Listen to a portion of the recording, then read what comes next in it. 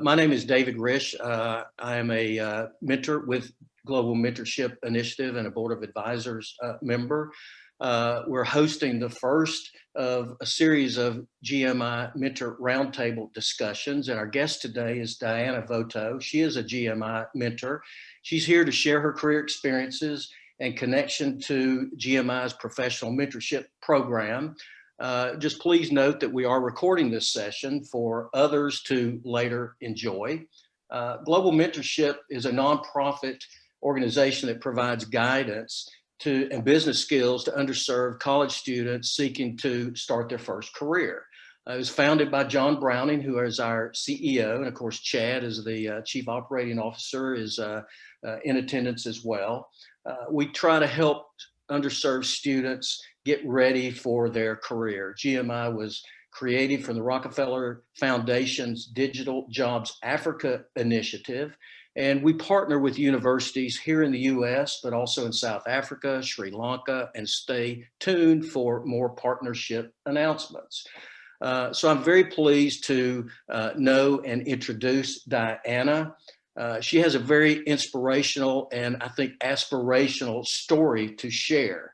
Particularly, I'm a father of a young woman entering her first professional career, and I think it is so important for women to have strong female mentors as role models. It's important for all of us, particularly for young women, and Diana serves that role.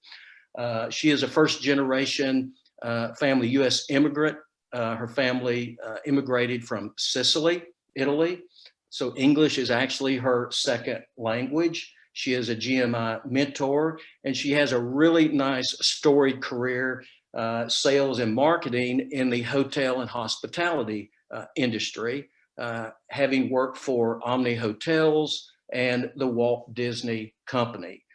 She holds a BA from the University of Massachusetts and an MBA from Fordham University. And she does other nonprofit work in addition to GMI. She's a board member of the University of Massachusetts, and I found it interesting. She's been a puppy raiser for the Guide Dog Foundation for the Blind. So I think with that, let's get into Diana's story. She's very resourceful, optimistic attitude, and very determined. You'll hear words like perseverance peppered throughout the conversation. So Diana, tell us your career story and share some information about your background and career path and what got you to where you are now. Yeah, geez, shucks. Thanks so much, David. I just want to say hi to everybody and happy holidays. It's such a pleasure to be here with Chad and John and David today. And I look forward to connecting with as many of you as possible after today's session. I can hardly believe it myself, but I guess I do have a story. And my story begins very humbly with my parents. They both immigrated to the United States from Sicily as adults. They met in New York and they got married. And my father, when he came here, he worked construction. My mother worked in factories. When I was 11, my father got very lucky. And I think, America is the land of dreams, and he got lucky. He was able to buy into a small restaurant in New York City. And being from immigrant parents, the first thing that they did is they recruited their kids to come work in the restaurant. So off my two older brothers and my sister and myself, there we were working the front lines in the restaurant. If you know anything about the restaurant business, there's two sides of the business. There's the front of the house and there's the back of the house. And I really took to the front of the house of the business, interacting with people. And I started to get older, got into high school, and I learned in high school that I really had two passions. The first passion was running. I joined the track club right from the get-go, my first week in high school. And that's where I learned about teamwork and discipline. And, that discipline has really served me well. But it was back then in high school that I really picked up what it took to be part of a team and to work at something very hard every day in order to get results. The other passion that I had was working at my parents' restaurant. By then, my brothers were older and they pretty much ran away from the restaurant. They wanted nothing to do with it. They had other interests, but it was something that I felt that I was good at. And I wasn't good at much other things, but I was really good at interacting with people at the restaurant and so forth. And so I was getting ready to graduate high school, and my parents didn't have much of an education. So naturally, I just thought I would go and work at my parents' restaurant after high school. And my very first mentor at the time happened to be my track coach, Mr. Sullivan. And he came up to me and he said, Diana, what are your plans after high school? And I said, well, I'm going to work at my parents' restaurant. And he took me literally into the guidance counselor, and he made me fill out an application. And that really kind of changed my life and the trajectory of my life from there. So I filled out an application to college. I entered the public university, City of New York. It worked out great because it was just a few blocks away from my parents' restaurant, so I could work shifts and then attend coursework. While I was taking classes in college, I came across a newspaper article in about a 4-year college that offered hotel, travel, and restaurant management. And I was just in awe. I was like, I can't believe that there is actually a major that is designed to help me do the thing that I'm most passionate about. So I found out a little bit more about that, and by junior year, I transferred all my credits from the local public college to a 4-year accredited university. And there I was at the University of Massachusetts studying hotel, travel, and tourism. Well, that just worked out really great for me. From there, I got to do shadowing experiences at hotels. I got to network with hotel professionals and big restaurateurs.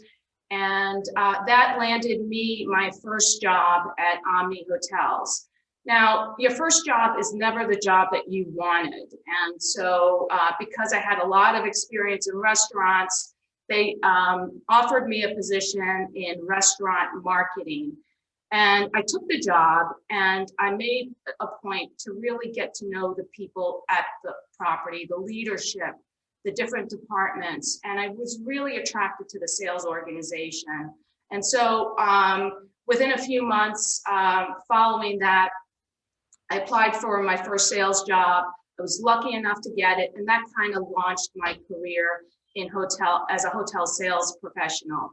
I ended up staying with Omni for 16 years. I had 7 different jobs, all in hotel sales. And then Disney approached me. I found out through a mutual connection that there was an opportunity to set up and establish a sales office in New York. And so I applied for the job. I've been at Disney for, wow, it's like 18 years now. It's been a great career. Very much the same as what I had done previously, but just on a huger global scale. And it's offered me a lot of opportunities to meet new people and travel all over the world. Our industry right now is completely on pause because of the pandemic, but I'm really optimistic about the future and where what the future holds for young professionals today. Oh, great. Thank you. Great story. It's so interesting about conversations around the dinner table with family and friends and what path people end up choosing or resulting in their career. I need to make a kind of a program or a announcement. We're unable to unmute all attendees at the same time. So if you'd like to ask a question by audio at the end, you'll need to raise your hand virtually on Zoom, and then John will be able to unmute you, and we'll be able to incorporate this into a kind of a community conversation. So thanks, Diana. So as I've gotten to know you, you've got an interesting personality trait that that I find fascinating, and I try to culture that in myself and others. Just being curious. Curiosity, I think, is leads us to many wondrous things. And you've talked about how you love to laugh and make others feel at ease. So what words and actions and thoughts best describe you personally and professionally? Yeah, no, I am curious. I always end up asking the most questions in the room. If I was really, and I like to laugh at myself too, that I have to agree about that. That's easy for me to do. You know, but it really, you know, if I think of myself and what describes me best is I'm consistent. You know, when you Yeah. and I think of like a compass, you know, so a compass is always going to tell you which way to go, and consistency is going to drive that. And so, you know, as I think of myself, I look at myself as a compass, and I just focus on discipline, my own my integrity, my family values. I like to say what I'm going to do and do what I say. And positive mental attitude. I mean, I think that in and of itself can really just change your whole perspective on just about anything. And sometimes I say to myself, I think some people are optimistic. Sometimes I'm dangerously optimistic because I just keep moving forward. And then service, you know, I believe that we need to take care of people, either your own family or other people when you have the ability to do that, and really just to be yourself. I mean, and you know, don't hold any pretenses about who you think you should be. Just be yourself. Yeah, I like that, particularly the thread of optimism during these tough times during the pandemic. I try to be optimistic. Meeting people like you helps me be optimistic. I'm an optimist who worries a little bit, though. So, with your college career, your major, you know, first generation college student, you grew up in New York City. How did your college experience? I was very interested about your high school track coach pulling you aside and offering mentorship at that particular time. I look at my own background and I still think about Mrs. Barlow, my second grade teacher, who really impacted me. So mentors are very valuable and it's fun to do. So talk about your college experience and how did your major inform and impact you? You got a love of this, and I was interested in how you plotted out in a methodical way. Going back to your compass analogy, you laid out a matrix of what you want to do, the universities that offered the major, and you did this in a very systematic way. And I see those skills now making you successful in your career. So talk a little bit about your major and that college experience. Yeah, so when I got to the University of Massachusetts, you know, I knew exactly what I was going to do. I found a school that offered me the ability to acquire the skills to run a great restaurant. But once I got there, I just discovered the wonderful world of hotels. And having worked in restaurants up until then, it was much more luxurious and lavish stepping into a beautiful grand hotel than it was any restaurant. So right from the get-go, when I had gotten more exposure to it, I joined the Hotel Sales and Marketing Association club at our school. And that's what really exposed me to an exciting lifestyle of what a hotel sales professional did. And through that, you know, we would visit and do some job shadowing in Boston or New York, and some of the major hotel brands would host us. And in exchange for like a day's work, they would treat us to these lavish banquet meals and overnight accommodations in accommodations that I had never even stepped into a hotel before that. So I just found it extremely intriguing, and that's what really set my mind into that's what I wanted to do as a career. And then I worked in very hard to make sure that I was networking with the right people and doing the right activities to get me a foot in the door when it was time for graduation. Oh, that's wonderful. I think it's also interesting. You talked about that you've always known what you wanted to do, and I'm of a similar vein like that. But I also look at university students entering the university or college, and even coming out of the university. In some cases, it's perhaps unfair and normal at one stage in life to not yet know what they want to do or take a different career path. So I think those university experiences, being exposed to different ideas and opportunities, things that you didn't know about, and even careers that will exist in the future that do not exist now, it's a great place to learn about that. And I really appreciate your optimism. So what drew you to GMI? I know that as mentors, we've also had mentors and continue to have mentors.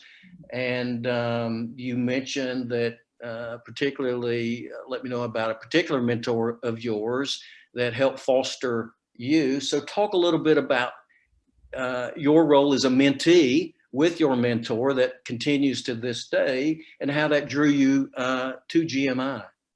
Yeah, so I think there's room in your life for a mentor, no matter where you are in your career. And I always look to different people to kind of lift me up and to help me along the way. But I've also enjoyed mentoring young professionals throughout my entire career. I like the energy of being around a young professional because maybe I'm able to offer them something, but most oftentimes what I get in return is so much greater than what I'm able to give them. So it was very early on in the pandemic, and I was speaking. We were just getting used to Zoom calls. Prior to that, we really didn't do a lot of this virtual stuff. And so I was holding a weekly Zoom call with one of my clients who is a dear friend, Debbie Hamill. She's involved with GMI, and she told me about the organization, and she said, you know, if you like, I could give your name to John Browning. It's a really great organization. So I looked into it, and I came across the story of the Maharaji Institute and Dr. Taddy Fletcher, and I was just extremely in awe of the effort that was placed on really lifting people out of situations that are unimaginable. And so because of that, I decided that this was something that I wanted to do. I got in touch with John and got my first assignment in August, and it's been great. Oh, that's great. I am also a big fan of millennials, having, along with my wife, helped raise two of them, and I find them highly educated, globally focused, and I think ready to take on the challenges of the world wherever they live, personally and professionally. And I get energy from folks younger than me, so I appreciate that. How would you, I'm very interested in your leadership style. I would call it this term servant leadership. I think you really exemplify that. So how would you describe your leadership style? And then how would others maybe describe your leadership style? And are they, do they use the same vocabulary that you use, perhaps? Yeah, I don't know. I had to think about this question for a while. And, you know, I don't think leadership is really a rank or a title. I think leadership really is taking care of people in your charge. And And I remember learning that lesson really early on in my career. I also don't think that you have to have that rank or title to be a leader. You're a leader regardless of where you are in this organization. And I learned that pretty early on in my career. There was no social media years ago. I don't know if anybody can relate to that. I know the four of us can relate to that. But normally you would talk to people for a very long time and you would develop relationships over the phone. And when you met them for the very first time, you would maybe sometimes be surprised, like, wow, I didn't expect you to have long hair or short hair or to wear glasses. One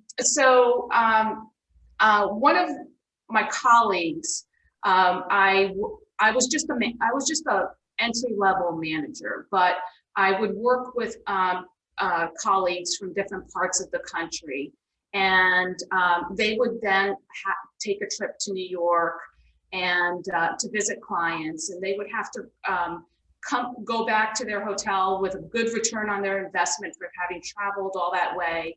So I set up their meetings and made sure that they were meeting the right customers when they got to New York. I made sure that they knew the subway system, and I would take them around and introduce them just to make them feel successful and make them successful in their venture coming out to New York. And this one woman, as we were kind of just casually walking down Broadway one day, she turned to me and she said, "You know, Diana, thank you very much for all of your help with this. I really couldn't have done it without you. I really expected you to be a lot taller than you are. I'm very short." And so to me, that just really demonstrated that, you know, you could be a leader regardless of where you are in your work career journey. And again, really just kind of have your own moral compass as a leader. You know, again, I go back to a positive attitude, having good values, discipline, and really, you know, make sure that you're serving your company in the best possible way that you can. You're serving the customers, that you're always transparent and truthful. And that's what makes a good leader. Yeah, I can certainly relate and aspire to many of the words you've used.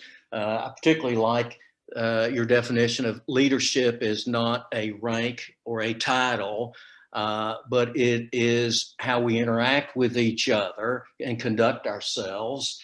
I can recall an incident when my son was just 15 years old and we were having a discussion, and I had an opinion, a perspective. He had a different one.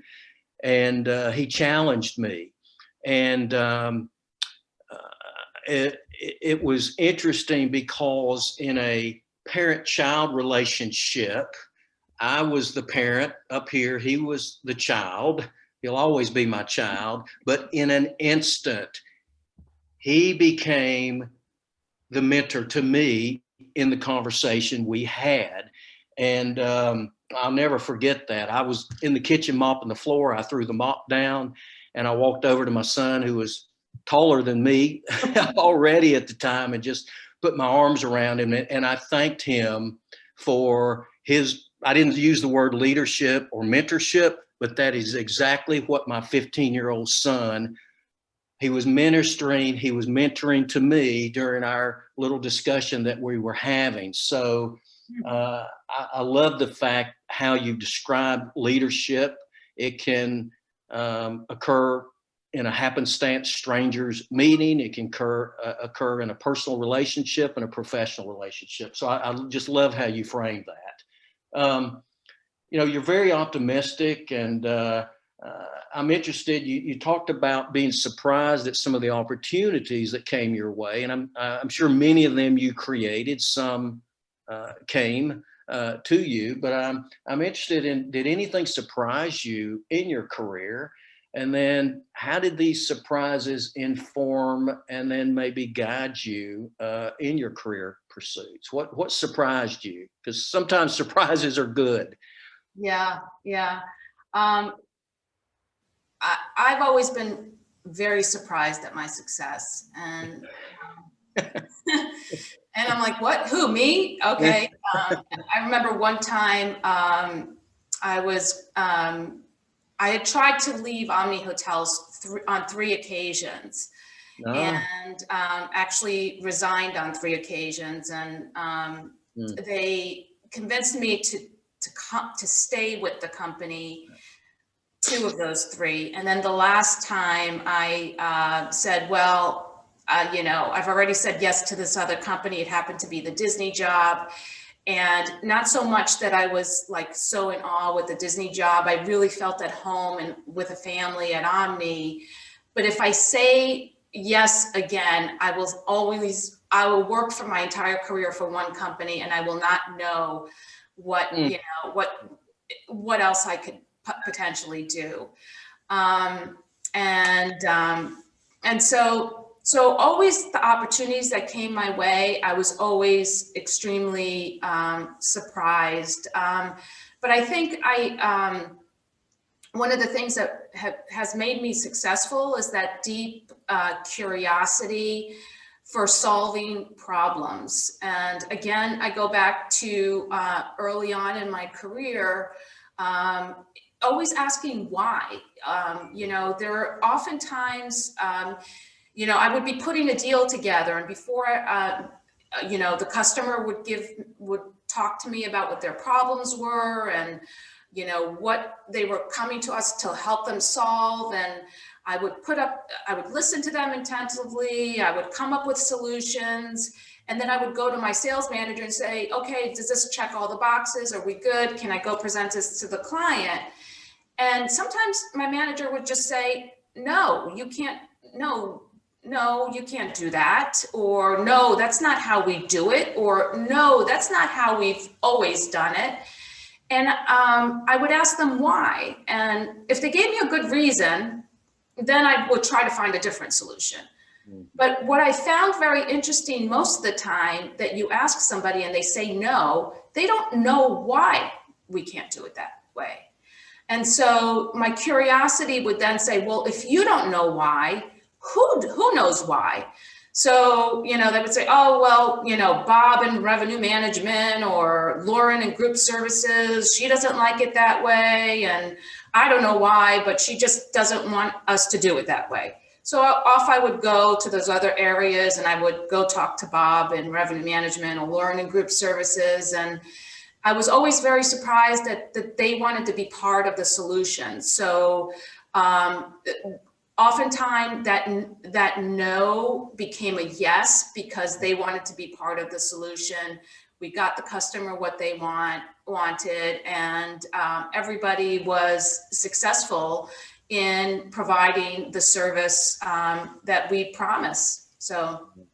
yeah, I think that makes a lot of sense. Also, like how in this conversation you're talking about kind of a day in the life of what you've done, and often when you start a career, start a job, you see a job description, but I encourage people to say, well, what is a typical day in the life? Because I think that's important to know in addition to the roles and responsibilities. And I also, a takeaway is that, at a young age, my view is that you can't make a mistake that you can't recover from. So take some measured risk. We all have a different risk profile and risk tolerance profile.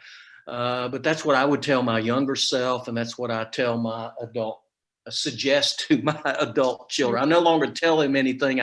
I suggest or ask permission to make a suggestion. Yeah, it's a lot easier to ask for forgiveness. Yeah. Well, my wife is helping me understand my changing role with adult children. So I think that's, my wife mentors me as well. So let me ask you, what do you look for from people around you? I keep hearing this word, seeing the word exemplified in your behavior and actions, and being on the conference call with you today, perseverance. But I know you look at other things like attitude and work ethic, and does somebody really want to do the job, right? So talk a little bit about what you look for people around you, peer positions, what you like from a boss, what you like from employees. What do you look for?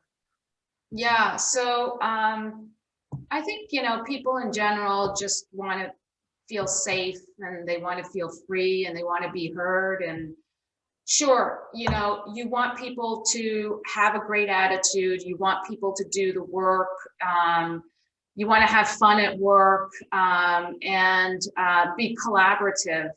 But, really at the end of the day, what I look for in a boss is, I want to feel safe in my job. Like, I don't want to feel threatened, like, okay, if I don't perform to this level, or, I don't have a great quarter, that, my job is not on the line, because I've already proved myself. I show up every day. I come to work prepared.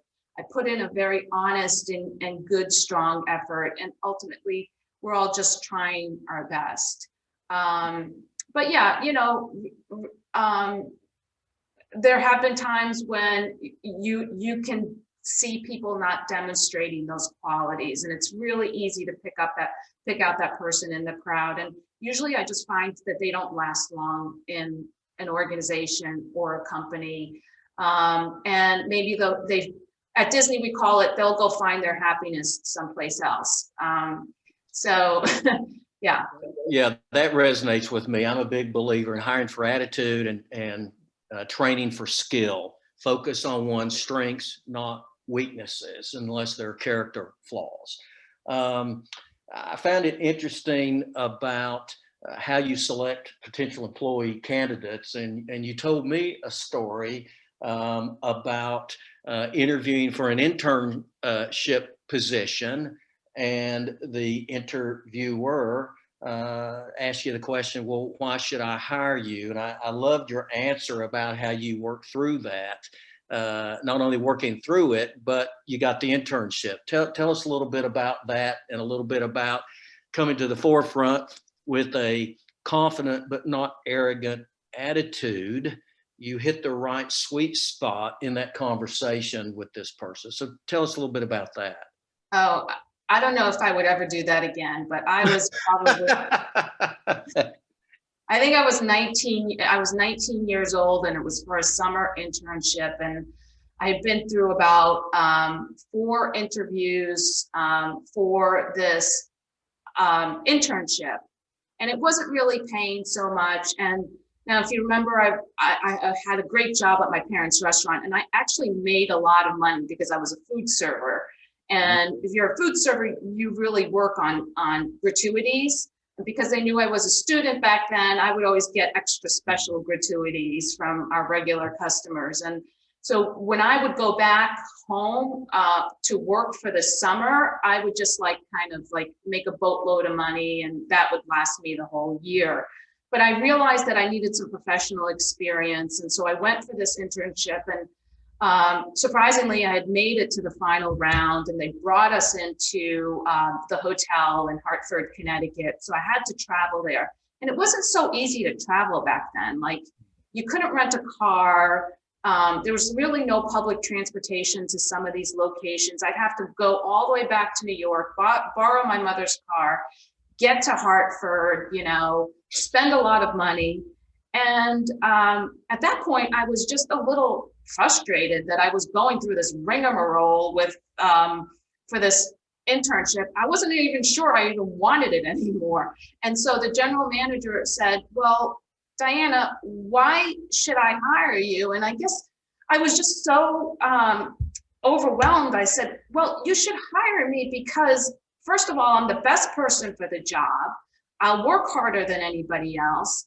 And I could be making a lot more money and saving a lot more money if I just worked at my parents' restaurant. But for the fact that I'm here and that I'm going to do this great job for you, I think you should hire me. And I don't know, he must have saw something in himself, or his perseverance, his own personality. And I was lucky enough to get the internship. And it really was a pivotal point in my career, my college career, because it opened up other opportunities for me after graduation. Yeah, yeah. Well, I think it also speaks that you were looking for an entry point into the industry, and you could take it from there. So you just wanted an opportunity to get in the game. And I think the trait that you're talking about is grit, that perseverance. Yeah, you were making more money waitressing. You knew you'd take less money, but to get in that professional career to do what you wanted to do, and it's all worked out. So I think that's great. The grit part is great. You'd also told me about a best practice that you use, a director of fun position that sometimes you created in terms of employee engagement. Tell us a little bit about that. Yeah, so I've had the opportunity to have small teams that reported to me, and oftentimes the makeup would be very senior level manager positions, salespeople, and then we would have junior level positions like a coordinator or an assistant. And in order to make everybody I believe in everybody has a role in the show, in making the success of the team. It involves everybody's collective effort. So collaboration and a collective effort and a mutual respect of what everybody's position is extremely important to me. So I've always taken the most junior person on the team, and I've always elevated their position. I promote them to director of fun, and as the director of fun, their job is to give them a budget. They have 2 events, and from planning to execution, they're responsible for everything of that event. So that involves engaging everybody on the team, getting them really excited about what we're going to do, getting everybody involved, and then actually executing the event. And some of my most memorable times in my career and with my teams have been at those events. And I think many people that I've worked with along the way would say the same thing. Yeah. Oh, that's great. I know we've got some questions coming in, so let me kind of ask a few more and then we'll open it up here. You talk about grit can be more important than IQ. We're born with IQ. It's set, but grit. I think people can self-generate grit, right? And it builds stamina and character. And some of these trials and tribulations that occur in our lives, then as we get older and more seasoned in our careers, it gives us confidence. And then we think, well, nothing can get us because look at what I've already persevered through. Yeah. So what advice would you give your younger self? I like this concept that you've elevated, this self-limiting imposter syndrome.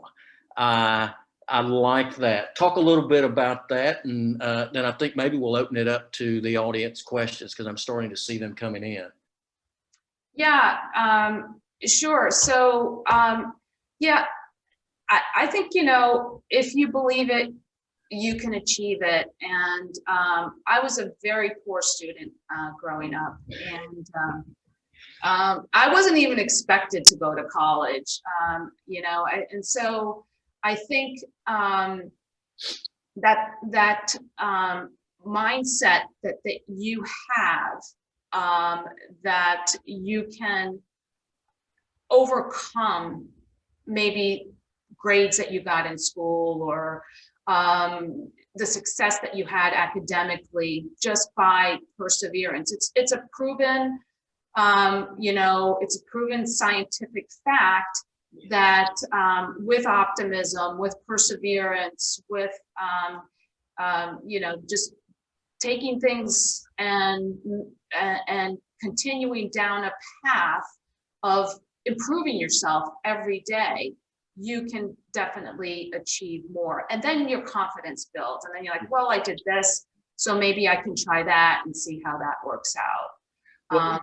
Yeah, I love that. And I know I'm still in touch with my mentee after we've been working with each other almost a year. And I really enjoy that. And I think our relationship will grow. I'll bet there's some folks out there who'd, who'd like to work for you after this conversation. That's great. Yeah. And I like this concept of don't be self-limiting. You know, there are enough limits placed on us individually and at a societal level. Let's look in the mirror and see those beautiful people in the mirror and reach out. I'm seeing a couple of conversation or questions coming in from the chat room, and Namfumbo, if it's okay to mention names, Namfumbo is asking a question. He says, great. So speaking of opportunities as they present themselves when you're young and you have so much energy to begin working, and then you get to the point that maybe it doesn't work or it's not what you want, or how do you guard against, quote, career burnout? Have you experienced that? And do you have any comforting advice about those challenges? Yeah, well, if you have career burnout, don't quit your job. I mean, try to focus on other aspects of your life to make yourself whole. Maybe take up meditation, exercise. Primarily, you need to take care of yourself, and that's how you can bring your best self to work. Yeah, I think that's and reach out, develop the network, because you can lean on people and counsel them as well. If anything, this pandemic has shown us that we're all humans and we're all in it. So an individual, everybody's well-being is dependent upon everybody's well-being. So Chad and John, are we having more questions coming in that we can position those for Diana to further enlighten us? Are there any more questions coming in? I'm sure that there are lots of questions that our attendees are thinking about. So I'm going to open it with one, and hopefully that will get the ball rolling. Thank you to Namfundo to start with that one question. But Diana, one thing that I heard you say early on was that the opportunity at Disney really presented itself through a connection that you had. Someone at Disney that knew there was a position there. And you know, there's that old saying that says it's not what you know, it's who you know. I only half agree with that. I think it's who you know and what you know that really get you where. But could you expand a little bit more on how you've used connections in your career life to maybe shift left, shift right, go up, or move to a different position, and how important those connections really are throughout your entire career? Yeah, that's a great question, Chad. Thanks for asking that. I think connections and your network are just so important, and staying deeply interested in the other person and their life and their career, because that's what ultimately is gonna help you. And I just want to put something out there. If anybody's on the call, I hope you do connect with me and you write to me on LinkedIn, and I will certainly write back to you. But because of this pandemic, I've actually been out of work for 9 months, and I've spent the last 9 months reconnecting with just about everybody that I know. I have a weekly call with a huge network, and I meet new people every single week, and I schedule 8 to 10 calls with new people just to get a pulse on what they're doing and where they are in their career. And I'm making so many more connections.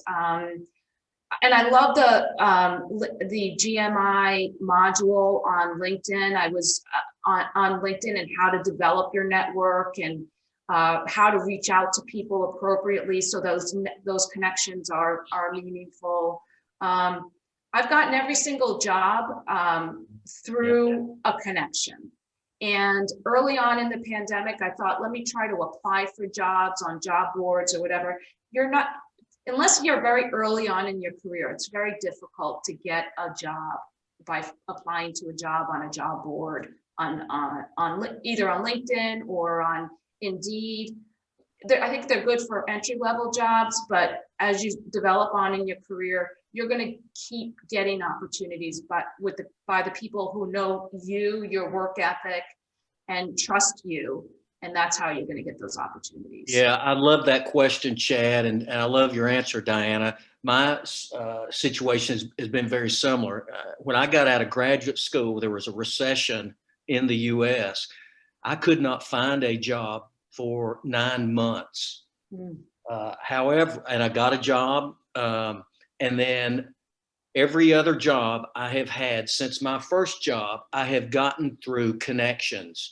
And the time to build connections is now, not when you quote need them to quote leverage. And I hate to even use that term, because the network connection needs to be mutual. If you help someone, you feel good, and it always comes back in return. So, and it is hard to build those connections in the beginning, but I think GMI does a great job with the measured, formalized study and mentorship program. We go through a series of exercises, LinkedIn profile, resume writing, skill set. But one of the biggest benefits is, how does one go about getting a network connection?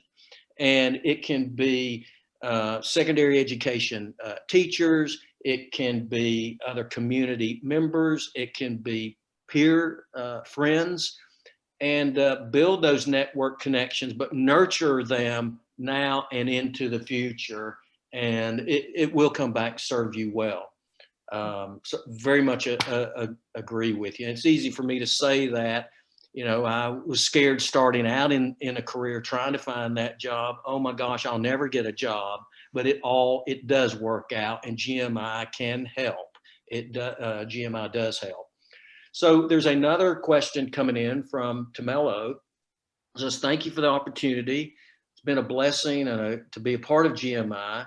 My question is, what values does Diana live by? We're going to peer into your soul now. Yeah. Really, the number one value that I live by is family first. And I'm blessed to have an amazing, close, big, huge family. And so I really take the time to nurture that, to teach my kids the importance of family. I knew as they were growing up, they'd have challenges with friends. And I've always told them that, you know, your friends are your friends, but your family is going to be there forever. So I think that is my number one, you know, North Star for my values is family first.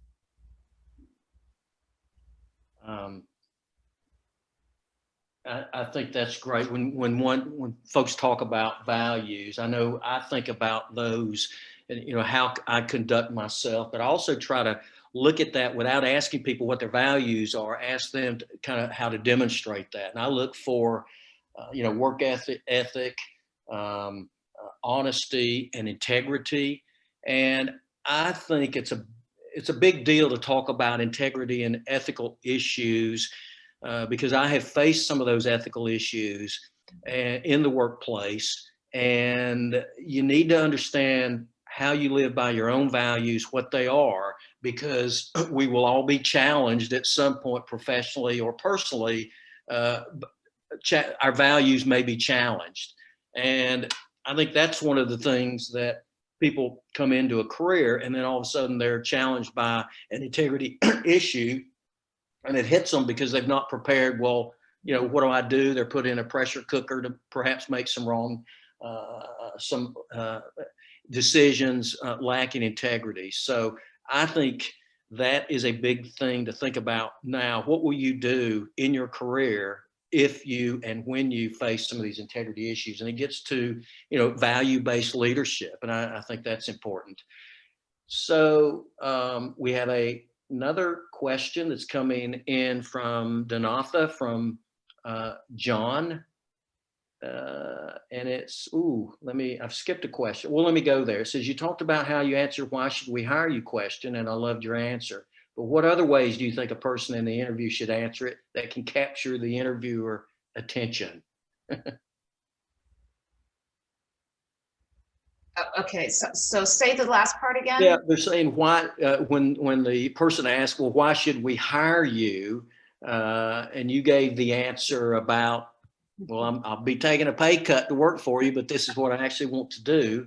Are there any other ways that one could answer that question to get the interviewer's attention, perhaps? Wow. So, yeah, I mean, I just think be yourself, be authentic. You would have already done the research on the company, so you would know some important, maybe some important things that they're working on, and try to integrate that into your answer. That's a very common interview. If you ever interview with me, I would never ask you that question, because I don't like those behavioral questions. I like to feel. Yeah, I know. And I encourage candidates who are interviewing for jobs to look at it. When you're starting out, you want a job, please hire me. I'll do anything. Give me a chance. And that can use that to channel enthusiasm, but also look at it as an equal conversation. It's not up, the candidate is a part of the conversation. So the candidates should act with confidence, without arrogance, but it's a 50-50 proposition. If it's not the job you want, or you get bad warning signals, don't take the job. Or if you do, go into it knowing what you might be getting into. It's not don't look at it as a dominating position from the company and the interviewer, and then you as the candidate, young, novice, just accepting everything. Build up your confidence. That will show that you're interested in the job, but realize you can always say no, but you can't say no until maybe the company says yes. With the job offer. But go into it that you have a measure of control in your own career and the decisions with whom you decide to work with. I know we're getting a little bit short on time, but there's another question that came in. Said you changed companies, moving from the Omni Hotels to the Walt Disney Company. What value did you obtain when you switched companies? Because each company has a different personality. I think that's an interesting question. And then what advice would you give your 22-year-old self? Okay, so just for the first question, really, I went from a smaller family-run company, Omni Hotels at the time, and still is owned by a family. And everybody knew each other. We had 50 properties in the network, but we knew everybody at all of the hotels and and in the corporate office, and they knew you. And so I remember when I resigned, I got a call from the CEO of the company. Then I went to work for the Walt Disney Company, where with 220,000 employees, in a division that is this small in the scheme of their entire portfolio of businesses that they run. Yeah. And I just remember my head was spinning, because for the first year, I really didn't know how to, maneuver through the company or get the answers that I needed. And one of the things that Disney did when they hired me is they sent me to Walt Disney World, which is the largest single site employer in the world. It's the size of San Francisco and twice the size of New York City, and they sent me there for 4 weeks. And they made the onboarding had nothing to do with what my job was or the skills that were needed to be successful with my job.